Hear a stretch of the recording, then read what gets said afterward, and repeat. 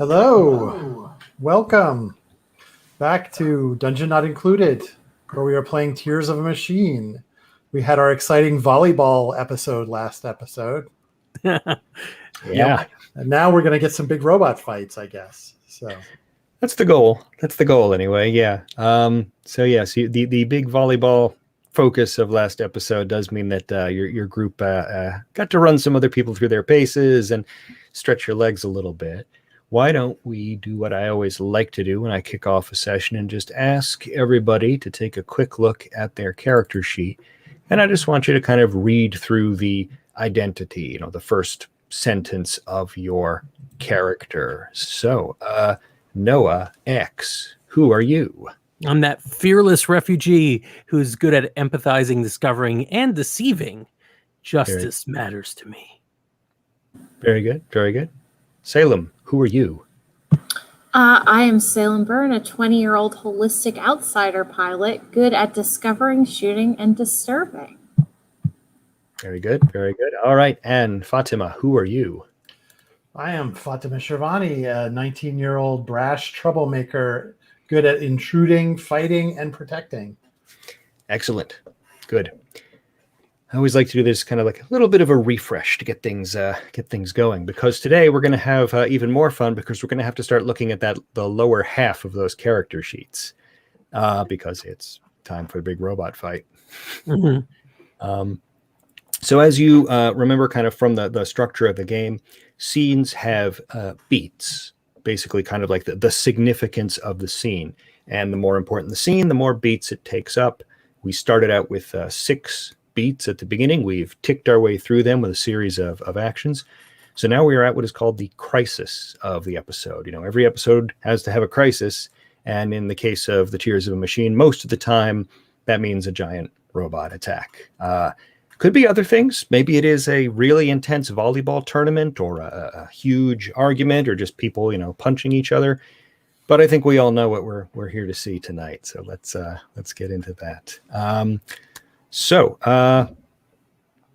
Let's see. We kind of settled things up a little bit with Noah, and basically you're trying to patch up some relationships in order to reduce the troubles that you were under. I know that that was really more Fatima's deal, right? So that I had troubles? Yes. Yes, you do have several troubles, actually. All right. So we might still have to contend with those later. We'll see. But yeah. So for right now, after all of that, back and forth and trying to meet up and talk things through with Marta, et cetera, you're back in class. You're back going through your ordinary day. When I say class, I mean you're all, of an age that you're preparing for sort of your professional career, whether that's continuing on in the preservation force or that's trying to find something else to do. So a lot of the career counseling is like, hey, what are you going to do with your the rest of your life? You kind of have an advantage over other, people your age, because, hey, you are connected to probably the best funded organization left in the world with access to the highest technology, which is why a lot of people who sort of come up in the preservation force stay there, because, it's comfortable. It's nice at the top. That of course does come with the trade-off. As your professor works his way through, a course about infrastructure management, that seems to be a thing that they really want to hammer home to you. There is an alarm that sounds throughout the academy buildings. Everybody, quickly takes a look down at their link devices, their little smartphones, and begin looking to see, okay, who's on order for what, who's being called up to. The professor immediately quiets down, steps back as what was the blackboard switches over to a view screen, on which you can see, the commander, the command deck, and all the support staff now kind of running back and forth behind him, kind of in outline of that. So Commander Merrick, makes the announcement that a Ven attack is underway, that we are going to be moving to defend against this attack, and for all Saint pilots to immediately report for deployment at the hangar levels.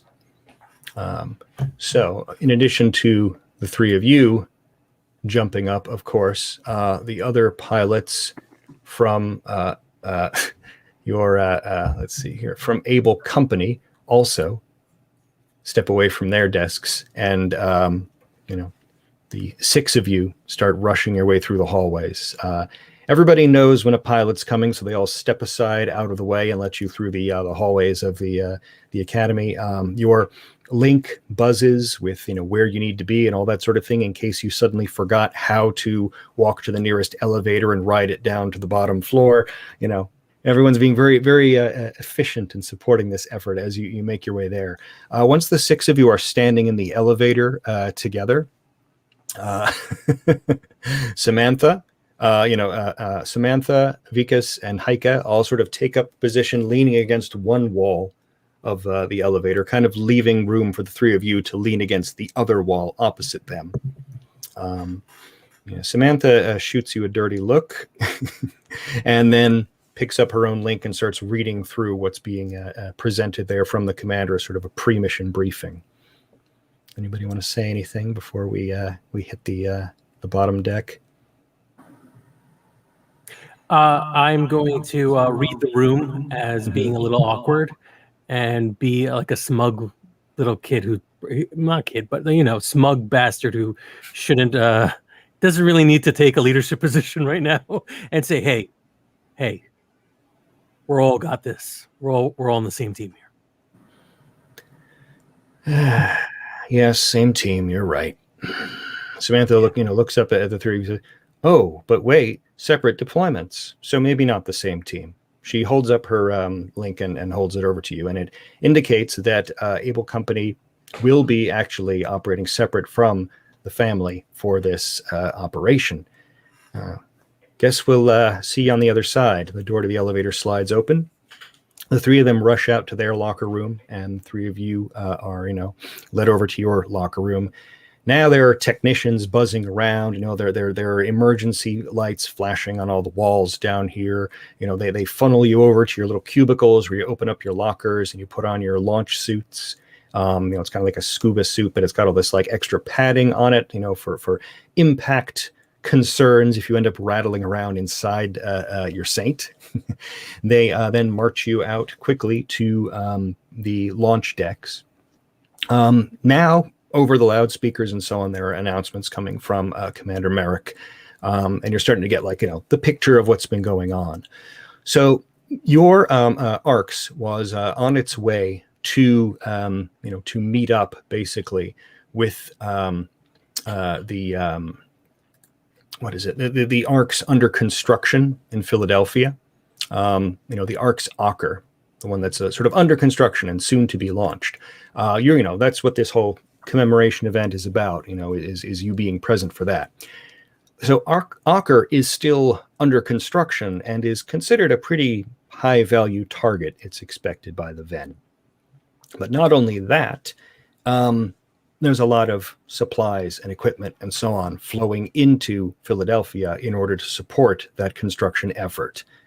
So the Ven have launched their attack and are, deployed their robotic units from orbit and above. And so the plan is to separate the Saint companies into two different groups. One will fly directly to the ARCS Ocker to form a defensive perimeter there, and the other will actually be launched out to meet a transport convoy that's on its way to Philadelphia now, which has now become a target of the Ven attack force. That's going to be you guys. The three of you going to launch out and meet up with that transport convoy and basically see them safely to Philadelphia.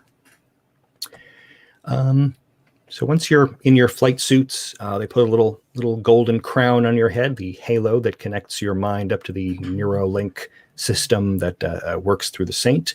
They step you into these big tanks, which start to fill up with suspension gel, which is, warmed to skin temperature in order to help balance out sensory deprivation and all that kind of thing.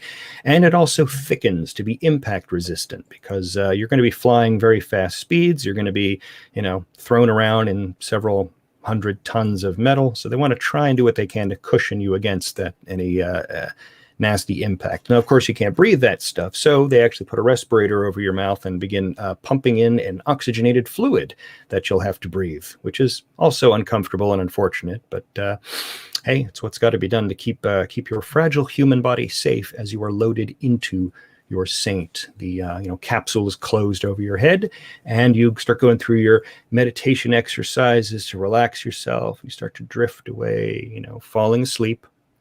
There's like rumbling noises that are somewhere outside that you can't quite make out. And then you wake up gradually, slowly. It's not the kind of waking up where you open your eyes. It's the kind of waking up where like sort of the whole world starts to materialize around you and in all sorts of different ways. One of the gifts of being in a saint is that it has a sensor array suite that's really unlike anything a human being experiences. I mean, yes, you can see things, you can hear things, but you can also just sort of break down the chemical composition of anything around you. You can recognize sounds just through the tremors that they cause in the surface that you're standing on. You have the ability to see X-rays if you want to. All of that stuff is there, but filtered through years of training so that your brain can process this wave of sensory information that comes washing in. And then there's the physical sensation, just all of this energy and power and so on that's sort of, standing behind you at the ready. You recognize that you now weigh, several hundred tons. You are a gigantic metal machine, but you can move just as deftly and easily as, as you could when you were on the volleyball court earlier. There's these gigantic weapons, that are they're fixed to your back or, held in your holsters. But you are perfectly ready and able to, lift a gun the size of a truck and wave it around. So why don't we take a quick moment and introduce your saints before you launch? So tell me your saint's name. Go ahead and just read off the saint portion of your character sheet. Let's start with Noah. I have, let's see, I pilot the Saints I'm hearing a little feedback. I'm not sure who So that's am I, on. yeah. I don't know. It starts when I unmute myself, but I have headphones plugged Weird. in, so I don't know what it is. Yeah, I'm not sure what that is. Well, I pilot the Saint Tigana in a family company. I didn't update this from after we named ourselves. Family company. I equip Tiamat missile array for mass destruction, Shadowgate for teleportation through mysterious planes. I think that's what that full sentence is, probably. Our mysterious plane, and the brain gun, which projects my mind into a remote target. Excellent. So during this operation, you are Tigana. It's not just, a call sign. It is your saint. And right now, you are the brain inside the saint's body. Tigana is your body.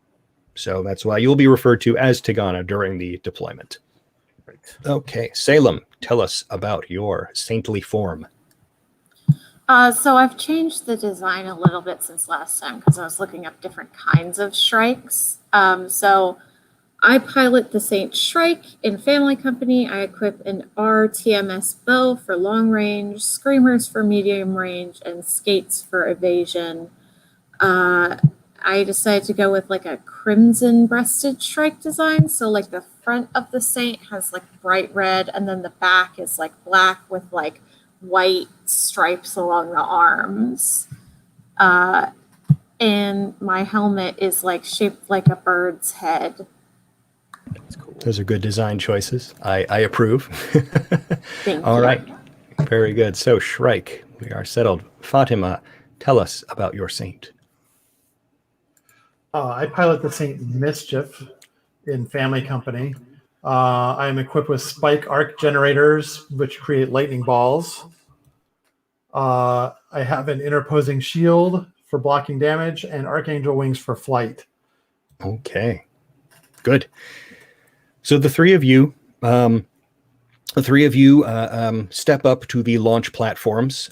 Basically, a gigantic mass driver cannon. There are rocket boosters that are attached to the backs of your Saints, and with the announcement that you are, for everyone to basically prepare for launch, you are fired out of there like the most expensive bullet fired out of a gigantic gun that runs the entire length of the arcs. So all of that just whips by around you, and you are screaming through the air at Mach 3. This is one of those times where you kind of know, you instinctively know a lot of things being in a Saint. Without all those defensive measures in place, you would black out right away. But thanks to all the fluid being pumped into your lungs and the current running through that suit that's compressing your limbs in order to keep the blood in your head, that's what keeps you conscious as you fly out there faster than a human being could survive. All right, so let's talk a little bit about what happens in a fight. Now, you already know about when you are, acting in the game. You have your goals for scenes and so on. A crisis scene is basically an elongated scene, so to speak. We have, a goal. The goal is pretty obviously to, defend Earth from the Venator attackers. And what we do is we take that on in parts, in objectives, in smaller pieces. In the case of a giant robot fight, what you are going to be doing is looking to defend or preserve, since you are the preservation force, various targets on, the battlefield. We don't really track like the hit points of enemy units or your own hit points or whatever. It's really, do you rescue more of this collateral from the enemy than they can destroy? So if you look at what's on the Roll20 screen, you'll see, first of all, we have our beats for the fight. We have 9 beats for this fight. So it might go on for quite a while, actually, with 3 beats for each player. We'll see how that shakes out. So we have 9 beats, but you can also see below that I've created a list of targets. So as the 3 of you go screaming out in that direction, the commander and the rest of the strategic forces are explaining to you the situation. Yeah, so there is an overland convoy heading towards Philadelphia. After the Ven attack, there was a lot of infrastructure damage, and in the end, it was cheaper to just rip up the highways and just turn them into really long gravel paths. So that means that this convoy is a lot of huge, heavy-duty trucks, basically, train cars on monster truck wheels, rolling along these destroyed old highways in order to get here. The Ven have keyed in on them, and they've been dropping units from above that are now chasing down after that convoy. The smaller units of the Ven are called the Locust. They actually come in a lot of different shapes, but they generally have sort of an insect-shaped, multiple legs, elongated, torso and abdomen. But instead of a bug's head, instead they have a face with a sort of placid little mask on it. This sort of like human face, like carved off a Renaissance statue or whatever, just placed there at the head of each one. And of course, there are, plasma weapons and so on, bristling from beneath the plates of their armor. And so a horde of those are now chasing down this convoy. A few of the targets are sort of you notice I have some of the targets up towards the top are the ones that are kind of in the most immediate threat of danger. This is what the enemy are sort of already focusing in on. As the battle continues, we'll move from target to target, depending on who does what.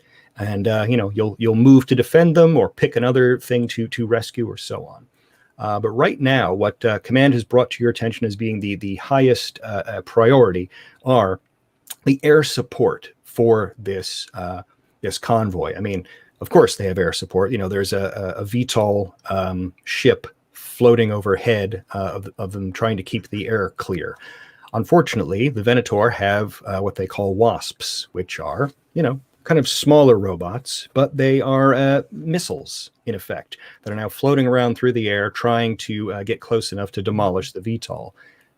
There's also an escort tank that is lagging toward the back of the convoy, unable to keep up, and 2 of these, gigantic beetle robots are racing up behind it, tearing up the ground with their huge claws, trying to catch it and drag it away.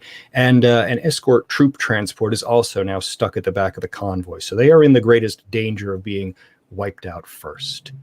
So, Okay. So, yeah, a lot I going think, on. Maybe we should divide up what we want to tackle. I'd like to go for protecting the troops, the troop convoy. Yeah. That's something I'd be interested in. Is that okay? Anybody else have something cooler that they want to do with the troop convoy? All right. Yeah. What about you two? What do you want to handle?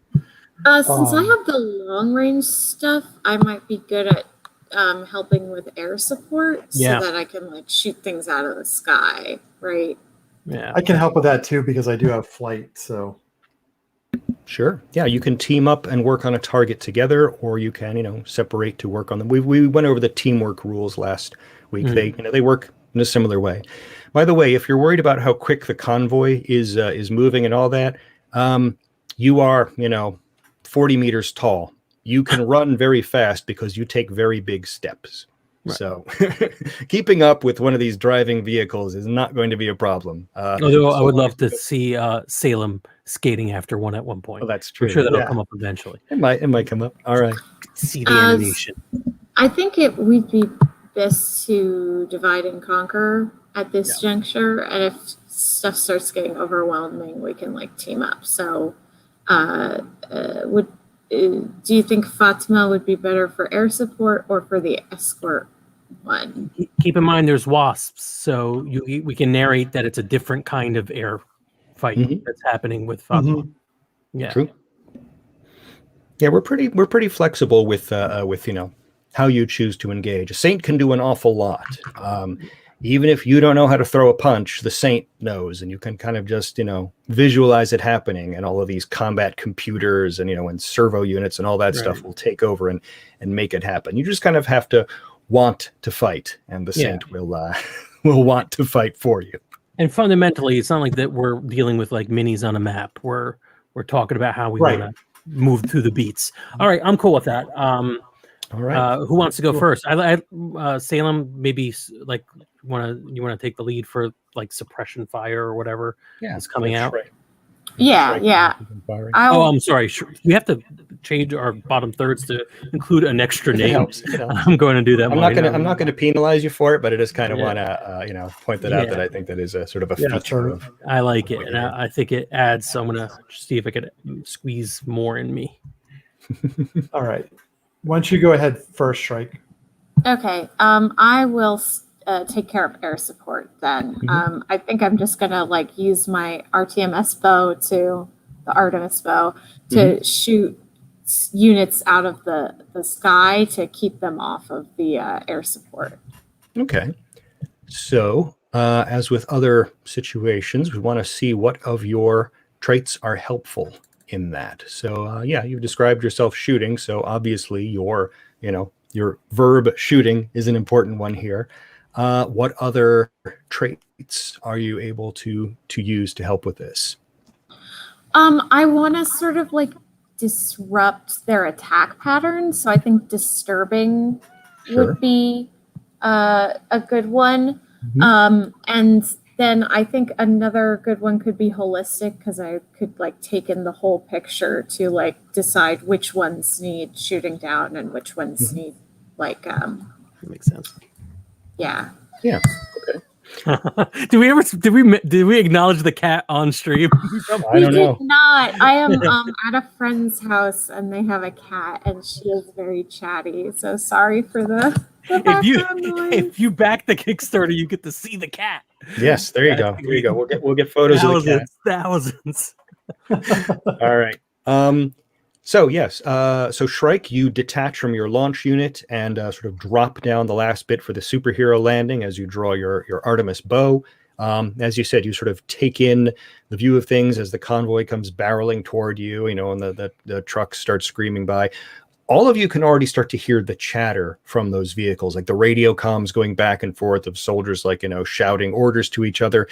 and even just all this other stuff just kind of washes to you. Like you can already, like, you can smell the exhaust from the vehicles, but you can also just sort of like smell the fear of the soldiers, like in that troop transport, who are desperately trying to figure out how they, they're just leaning out the windows, shooting at this huge robot bug that is bearing down on them. Just all of this, this strange experience that the Saint brings you. But yes, so you drop down, raise your bow, and begin taking shots at the enemy. Now, one thing to note is the Saint itself adds another trait to you. I've been telling you about the super sensory information and these, battle computers and all that stuff going for you. So you picked out 3 traits, but the Saint is another one. So you actually have 4 dice to roll for this action. Very good. So go ahead and roll 4 fate dice, and let's see how you fare. All right, we got a spread here. We got a 2 plus, pluses and 2 minuses. Yeah, a plus, a minus, and a minus. Good. All right. So, as with other situations, the first thing we do is we choose the goal result die. Do you get what you want? Do you rescue the air support units by shooting down the wasps around them? And you choose your die for that. Will it be the plus or the minus? I'll take the plus. That's a good choice. Yes. So you'll be able to shoot down the wasps, as you said, sort of your holistic understanding of the situation, which allows you to fire sort of like without really aiming as much, just kind of like, perceiving and knowing where they will be as, you pull back on the bow, launch arrow after arrow after arrow, just, smacking away these little insect things before they're able to latch onto the hull of the VTOL and explode. So that's good. You have rescued that target. But we also need to see what is the cost that you potentially have to pay. Because you played a plus for the goal, you also get to be the one who picks the cost die. So will you use that other plus as your cost, or is a minus going to become part of it? I'll take the plus. I don't think gaining eco is going to help me right now. Yeah. That's fair. Besides, a minus means that your Saint gets damaged and becomes a target itself. So we might want to hold off on that for a while if we can. Right. So we're going to say the VTOL was rescued. Hooray. And that takes 2 beats off the crisis scene. So a good opening salvo there from Shrike. All right. Now, who do we want to see next? Tigana? I think Mischief, you could go. It makes sense. There's a lot of airplay going on right now. Okay. True. There's still things up in the air? There are some wasps that are hovering over just about everything. The air support VTOL is in the clear, but there are still plenty of things hovering over and threatening the troop transport and that escort tank. So you could move to defend either of them, really, and you'll find targets to hit. Either the the wasps buzzing above them, or the large beetle-shaped ones thundering along the remains of the road behind them. I'll trust Tigana to take out the ones on the troop transport, and I'll try to rescue the tank. Sure. Yeah. The tank is swinging its gun back and forth, unable to like draw a bead on these insects, which for all their primitive bug-like intensity, are still able to just kind of leap aside every time it's able to fire its main gun. Nice.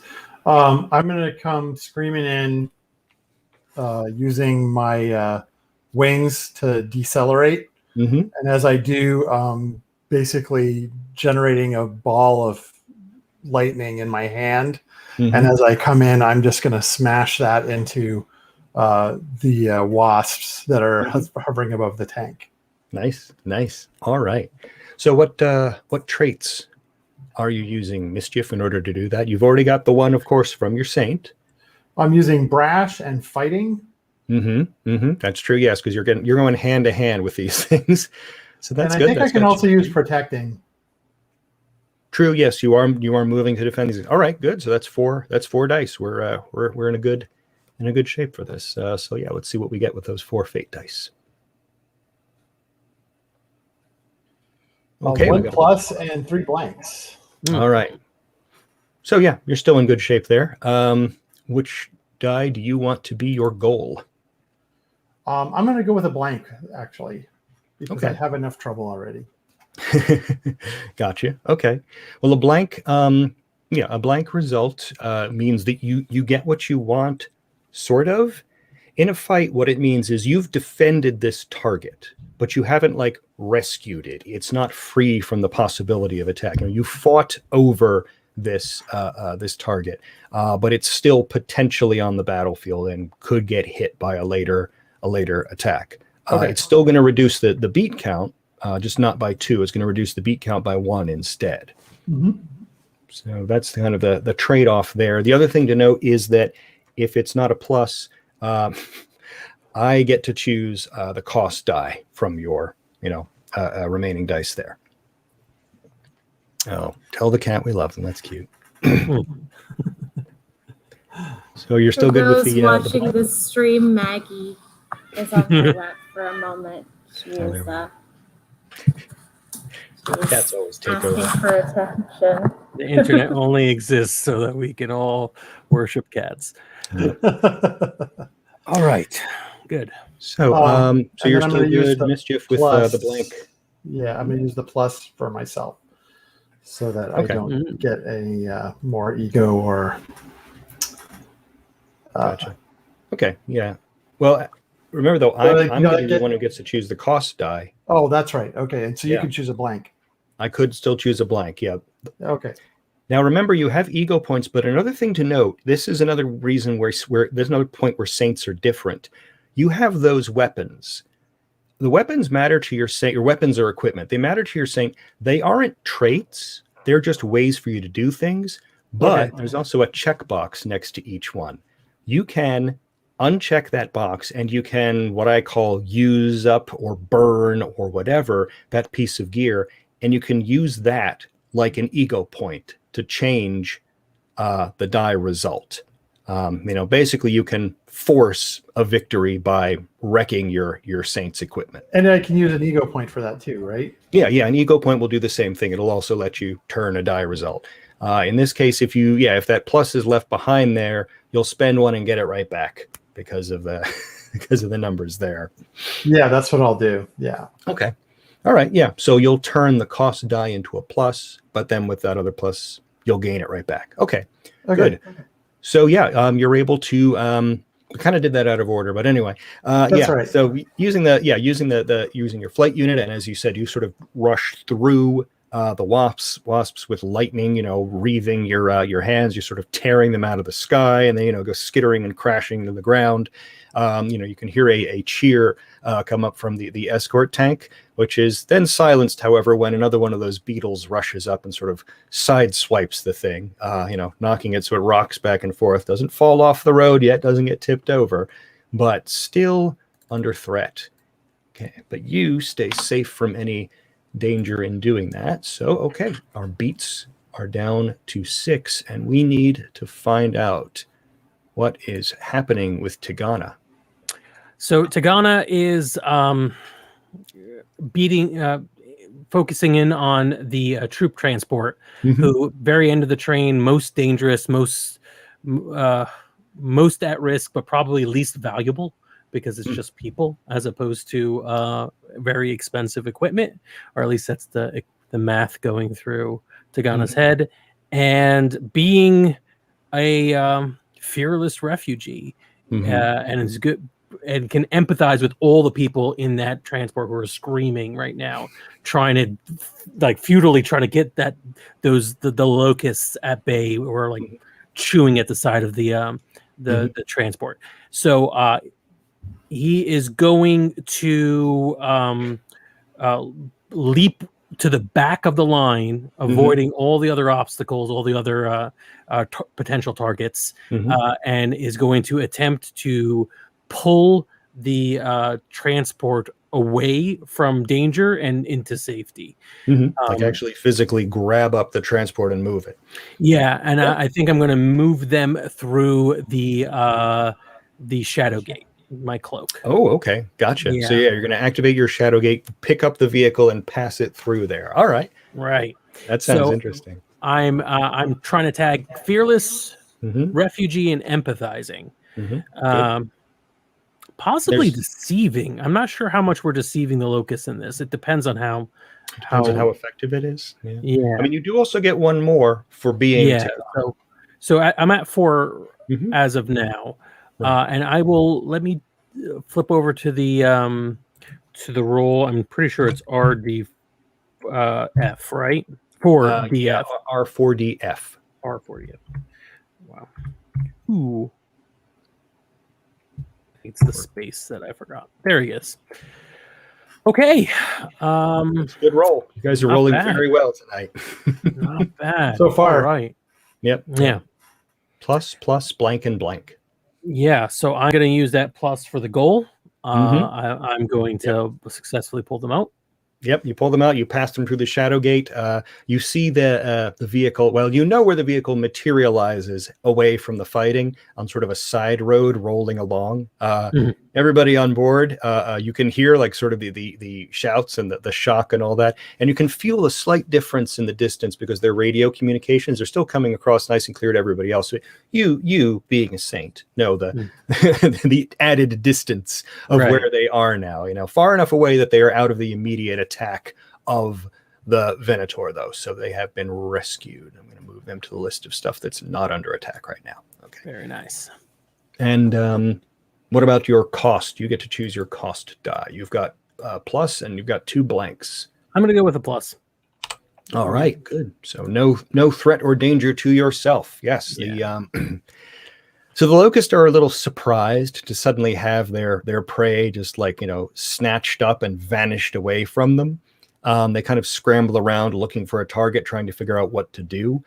Again, the locusts have a kind of like insectoid intelligence, which does mean that when they recognize a saint, this gigantic towering thing, I mean, they're about the size of a tank, but I mean, you are 40 meters tall. You are, you're Evangelion unit size. Mm-hmm. So they do tend to scramble and try to get out from under you until they can try and gain some sort of advantage. So they're scrambling around, trying to find something else to attack. All right. So we do have some other targets on here.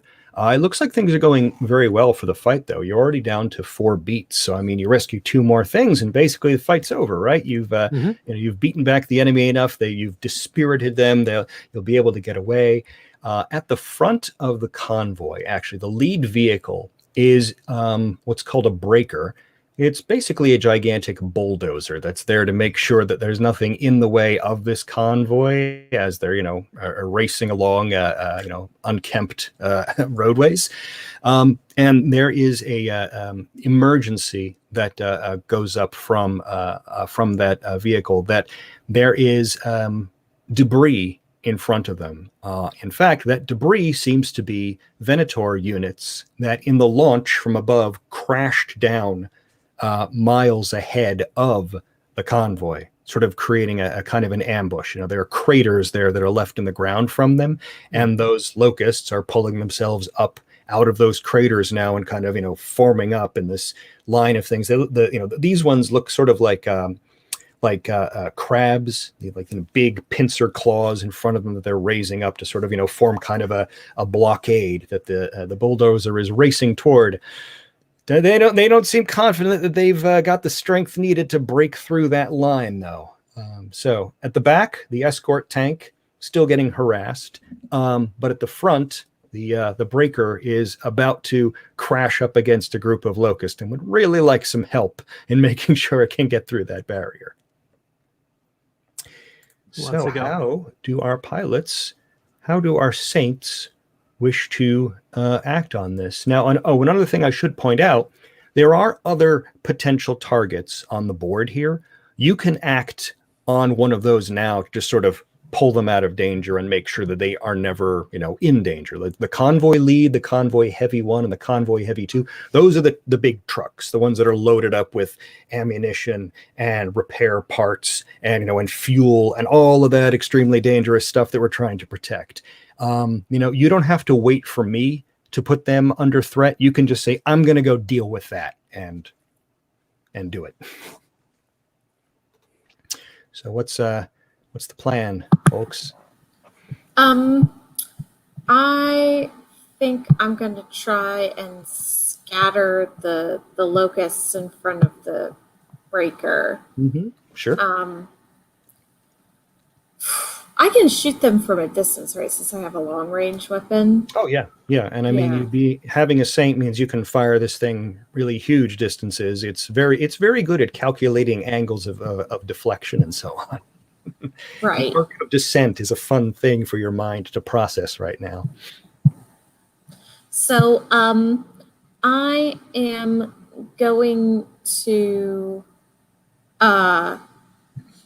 I think I'm gonna fire off some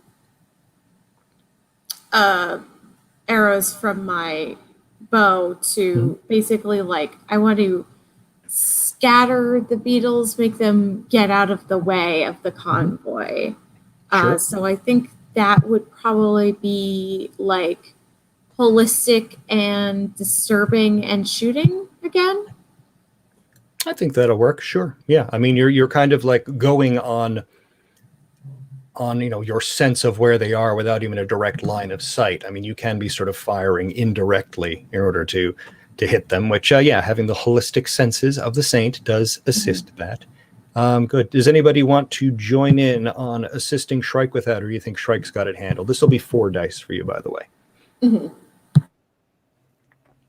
an assistant does what again? Assist means you roll a single die that you can then give to the other pilot, to replace one of their bad dice. They can choose not to take it. So, it might actually just be a little boon for you, or it might be a problem for you if you roll poorly. But the idea behind it is that, if you don't trust that Shrike will get good dice from this, then you can say, look, here's one that you can have instead of one of your own. I'm pretty Shrike's probably confident. got it. Yeah. Covered. Yeah. Hear that, Shrike? They're all pulling for you. How'd you roll? Let's see. Oh, plus blank, blank, blank. Yeah, you're good. You're good. Yeah, you got I'm fine. what you need. Yeah. All right. Excellent. What is the goal die from here? So if I pick the 0, then I get what I want, but with a consequence, essentially. Is that how it works? Well, in the case of a fight like this, what you do is you protect your target, but you don't rescue the target. Okay. The target is not destroyed. If it were a minus, the target would be destroyed. It would be taken for the enemy. Right. So it stays on the board. It's still under threat, but you have preserved it for now. And it does tick a beat off the clock, so it does move you toward the point where the enemy runs out of steam and gives up. But it it also means that you don't have control over the cost die. It's only when you play a plus that you get to choose the cost die. Otherwise, that's up to me, the game director, to decide what you have to pay for it. Right. So I think I'll take the plus for my goal die. Probably a good safe bet there. Yep. All right. Good. So we take the plus for your goal, meaning you, with those arrows, effectively scatter the locust units. They stumble aside as explosions rain down among them, and the breaker bears down towards the center of that crater and then smashes across the edge of it. Collapsing the broken pavement back down and smoothing it out enough that the convoy vehicles are able to keep up behind it. So they are clear of that threat. We're going to move the breaker over to the list of stuff you have rescued. Our beat count is going to go down. And we're getting close to the end of the fight, right? That's great. So your cost die. Let's talk a little bit about this, because you only have blanks left for your cost die. Now, what is a blank cost die in a fight? In the world of human beings, that's an angst. I always say that wrong. An angst point in the world of human beings. In the world of the saints, you have a thing called id.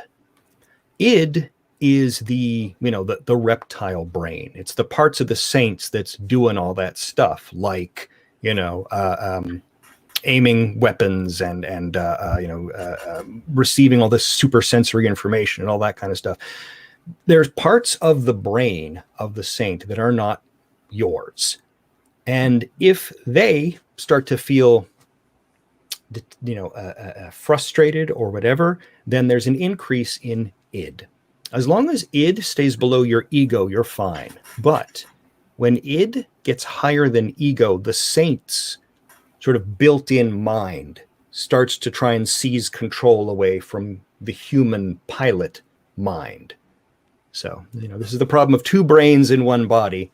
One of them with the agenda of I'm going to save the world, and the other one with the agenda of being, I remember that I was a death machine created for the destruction of everything, and you guys stuck your head in here and started telling me what to do. So we want that voice to stay quiet if we can help it. So a blank would give you a point of id. Oh, and here's another thing. Here's something I should have mentioned right away. Those of you who had angst coming into the situation, that should be added to your id. That transferred over from your human experience to the machine's experience. So Noah, you already have 1 point of id for that angst that you were carrying around before. And Salem, you don't have any. I transferred it to id already. Oh, you did already? Okay, so one more id. Interesting. So if you gain one more id from this blank, then where is that compared to your ego? It'll be higher than my ego. It'll be higher than your ego. Okay, so the good news is you can hang on. The bad news is if it were to go up again, you would not be able to hang on. So nice. Do you want to take that blank die result, have your id rise, and have it be higher than your ego? You can spend, if you spend a point of ego, you're kind of in the same situation. You could spend your equipment. Spending your equipment will let you change the roll results. So you could decide, all right, I've fired my bow too many times. It's burned out. I'm going to toss it aside in order to defend myself from whatever. And then, you'll be able to turn that die roll. But because that's the item that you said you were using. So, Right. I think I'll do that. So I fire off all these shots and I've basically taken out like a whole bunch of their things from a distance. So I think some of the wasps like swarm me up close and I have to bat them off with the bow, which damages it. I like that. That's good. That's very good. Okay. So yeah, your cost is blank, but then you have spent the bow, destroyed it in order to get rid of them, in order to turn that up to a plus. So no negatives other than the loss of your equipment. Cool. All right. So we are down to two beats left. The escort tank is the one that's under assault right now. There still are those convoy vehicles. I mean, it looks like this is going to be a quick, easy fight. You guys will be done and back in time for dinner. Oh, wait. There are alarms sounding in the distance. And very quickly, that information is relayed to you through the the auspices of the Saint's mind and the high-tech machinery of the preservation force. They are detecting a signal coming in from above. It is another Venn signature, and it doesn't take them too long before they resolve exactly what it is and are able to start sending you images of this comet shrieking down out of the sky, just basically falling like an asteroid, just flames billowing, and this huge trail of smoke following after it as it gets closer and closer to you, aiming down and turning in its flight path like it's going to crash down right in the middle of you if it can do so. Your Saint senses immediately pull your attention into it. And you can see that streaking blast of fire with the smoke radiating out of it. In the center of it, you see a face, a just smiling, placid, statuesque face, ringed by other smaller heads, also that same, that same bland, benign expression on their faces until it recognizes you. Its aim shifts ever so slightly so that it's now, aiming to fly right down in the middle of the three of you. Its eyes, all 12 of them, open wide and start to burn with another, with blue flames, and all of its 6 mouths hang open. And now, in addition to the roar of the flame and the screaming of the wind, now you start to hear this horrible electronic howling just coming at you up and down the frequencies in all directions. Nobody on the convoys can hear each other anymore because there's just all of the radio frequencies are jammed with this just cacophonous noise being sung by this thing as it screams down to crash in among you. The Saints computers recognize this as a Magnus unit named Mastima. It is Dominion rank. Magnus are the giant terror weapons. They are basically what Saints were before the Saints sort of had their wings clipped and were turned into the weapons of Earth. They come in 3 different ranks, and Dominion is the 2nd rank. So what that means is I am going to put 5 beats back on the clock because this thing, taking it on, is going to be difficult. Another important thing to note about dealing with Magnus is that it also is harder to hit. Well, we'll get to that, I guess, when you try and act against it. And it gets to pick a target of its own. So it is now going to land on the lead convoy vehicle, a truck full of ammunition and explosives and so on. That is now the target that this comet has directed itself towards so that it can crash down in the middle of the 3 of you, creating as much damage as it possibly can. And the escort tank is still getting harassed at the same time. So, all right. Looks like we're going to go into extra innings, or tune in next week. We'll see. But let's see what happens in this first clash, at least. So Tiamat's. I'm sorry, Tiamat. I don't even know my own name. Tigana. I literally have to think of the book. Great book. Tigana is going to use their Tiamat. That's why I said it. The Tiamat missile array to basically make cover fire. I just want to distract the creature. I want to make it fill the air where everything is. Yeah. Kind of like flak, just putting up a curtain of fire. Exactly. Flak, but with missiles, like actual missiles, because it's necessary in an attempt to trick it and get the convoy out of the way so they can make their escape. I am going to use refugee, deceiving, and fearless. I'm just going to throw myself right into the battle. And, of course, the 4th die for the Saint. Good. For the Saint. So let me quickly Mischief, do that. are you Mischief? Are you here are a couple of things you could do, Mischief. Actually, you could back up Tigana, being an assistant on this action. You could also work on rescuing the escort tank if you would prefer that be your thing, or you can pull another one of these convoy vehicles into the mix, sort of saying like, I move to protect that one from this monster, as a potential option there. So it's kind of up to you. I just want to make sure that we know what your interests are before we let Tigana roll the dice, in case you want to be helping out. I'm not going to help Tigana. I think Tigana's got this again. Okay. Cool. So far I've been playing it that I'm not stepping in to help until we start failing, and then okay, that's probably a good idea. All right, so you've rolled those dice. Now, let me tell you about that other thing about Magnus. When you have a trouble on your pilot, we talked about what trouble is last time. You have a disadvantage at a situation. That disadvantage is that I get to choose what your goal die is in that encounter, in that action.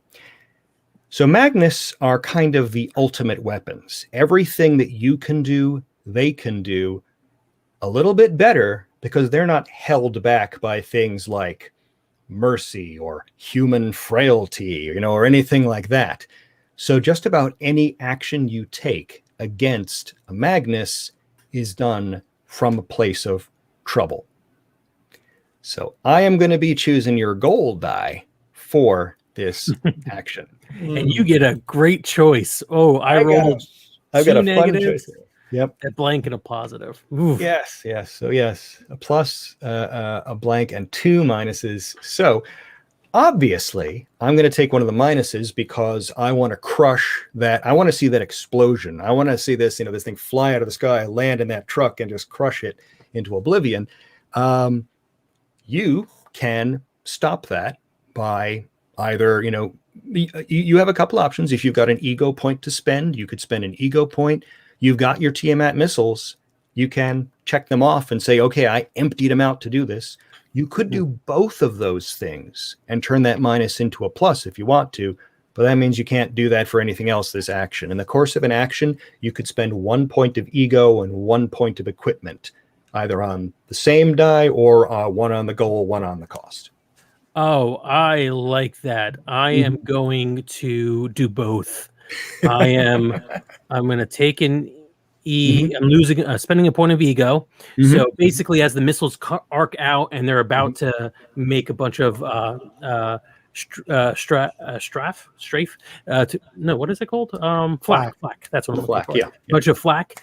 It looks like those missiles are about to hit the thing I'm trying to protect. So instead, I'm just focusing on as whatever direction I can make the missiles move, and they do.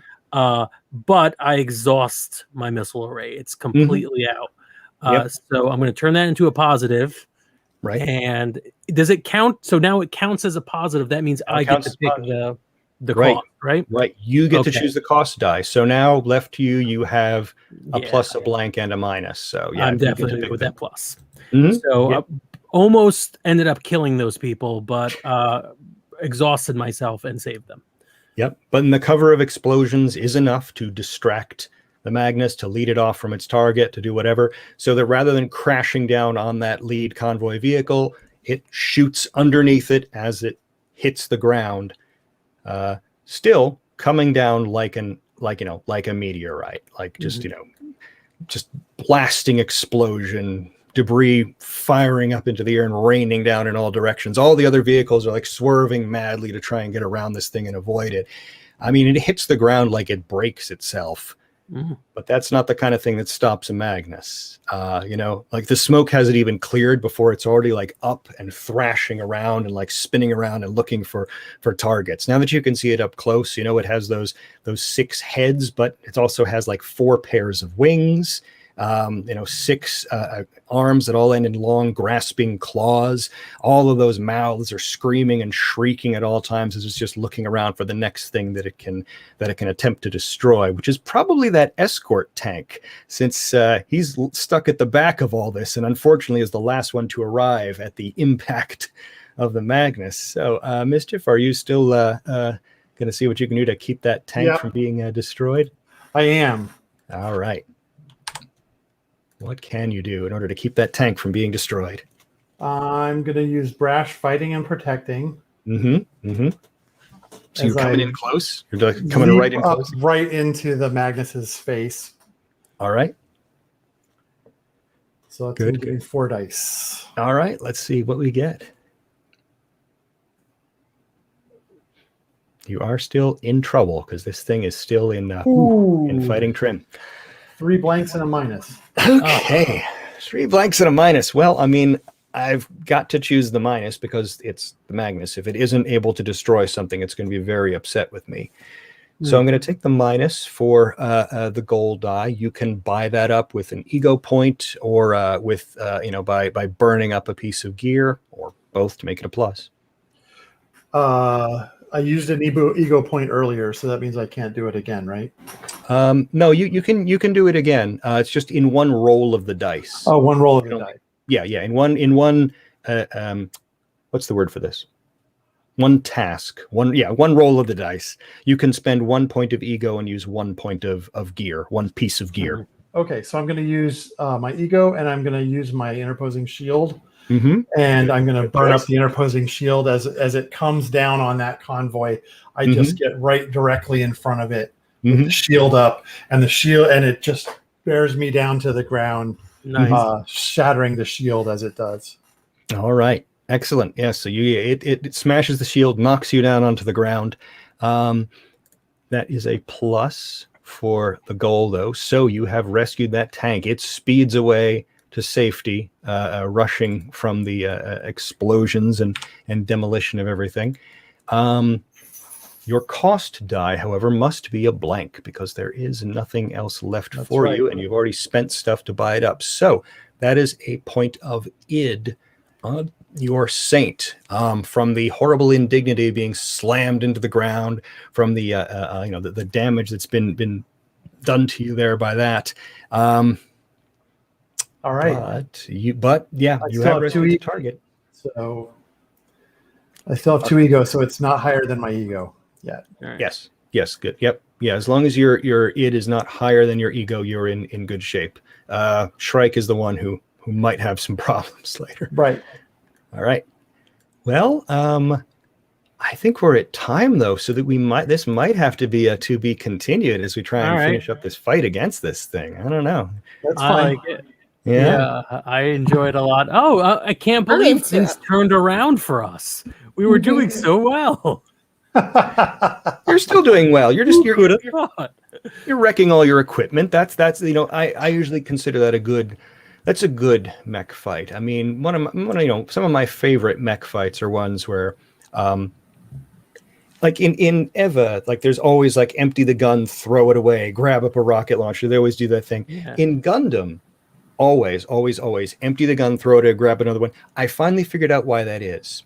It's so they can sell you models. Yeah, definitely. It's the accessories. I was about to say, yeah. You gotta. They gotta show off all the access. If they won the fight with just the laser gun, they couldn't also sell you the sword and the axe and the option unit. Right. Yeah. Smart. So this is my tribute.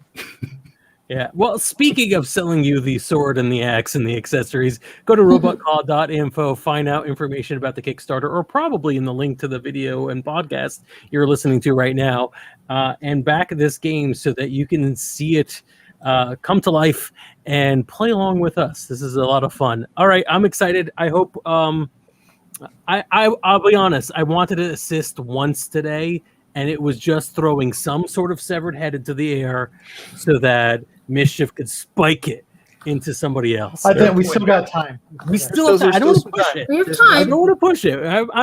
I'm trying too hard. I know, but yes, it's great.